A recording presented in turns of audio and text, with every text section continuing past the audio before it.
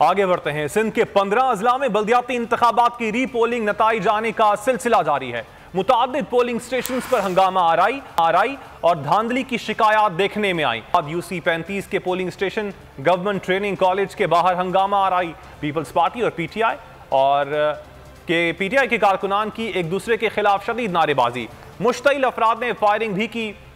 Wards की गिनती मुकम्मल होने के बाद चेयरमैन वाइस चेयरमैन की गिनती का अमल कुछ वक्त के लिए रोका गया। तो नजर आ रहा है सामने लिखा हुआ है जुल्म मिटने के लिए दो चीजों से मिटेगा भाई।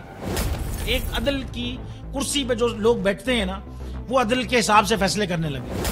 दूसरा कौम निकल खड़ी हो जुल्म के खिलाफ, तो जुल्म खत्म हो जाएगा। या इन दोनों में से कोई एक चीज हो जाए या दोनों हो जाए। अगर 420 का मुकदमा था, उस वक्त अदलिया में जो लोग बैठे हुए केस देख रहे थे, वो पूछते ना यार चीट हुआ कौन है। जब उनको दिखता कोई चीट नहीं हुआ, केस खत्म कर देते।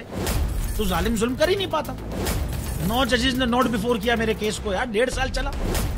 शख्सी जमानत का केस, सेम केस इस्लामाबाद में कर दिया। एक ही इल्जाम पे 2 केस हो नहीं सकते भाई। मतलब 60 दिन का वक्त होता है। 102 दिन के बाद मैं जीत गया, केस बरी हो गया।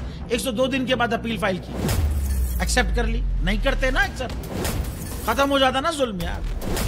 भरी अदालत में मुझे बरी कर दिया, फिर पता नहीं क्या हुआ 2.5 घंटे बाद का नोट बिफोर। मैं नहीं सुनता ये केस, खड़े रहते अपने फैसले पे, मिट जाता जुल्म। अल्लाह ताला ने बिठाया इन कुर्सियों पे इनको यार, ये अल्लाह ताला की तरफ से फैसले करने हैं। तो या तो ये फैसले आएंगे, जुल्म मिट जाएगा, या कौम खड़ी हो जाएगी जुल्म के खिलाफ।